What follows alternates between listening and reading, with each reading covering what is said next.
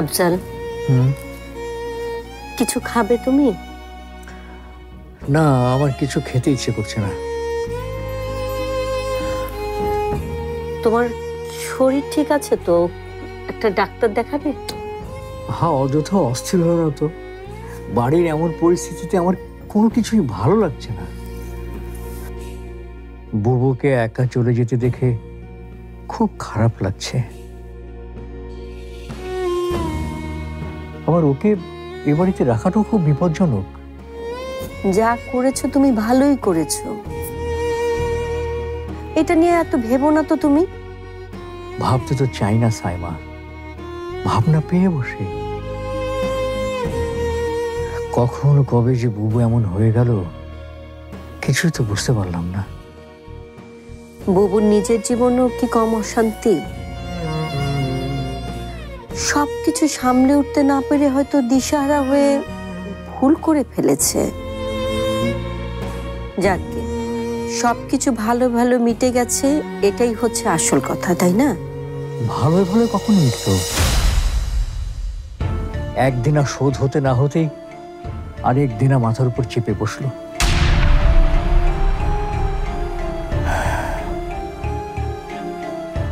$40 লাখ টাকা।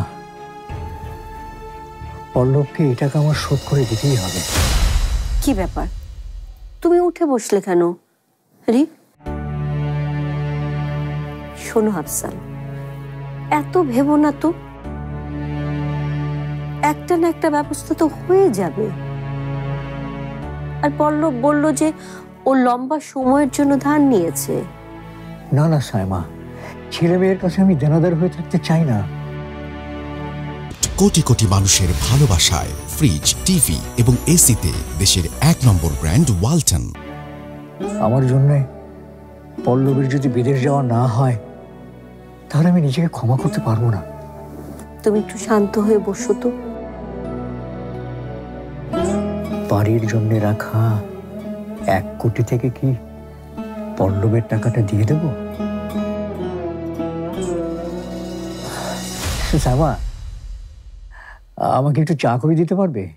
হঠাৎ চা খেতে খুব ইচ্ছে করছে। খাওয়াতে পারবো না মানে? আমি এক্ষুনি করে নিয়ে আসছি।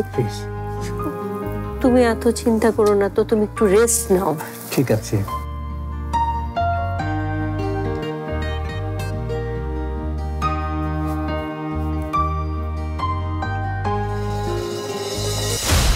কিরে মিঠি, তুই এখানে কি করছিস?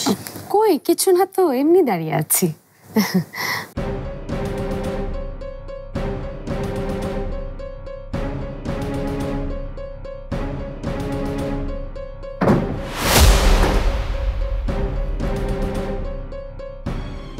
কি করছে মামা?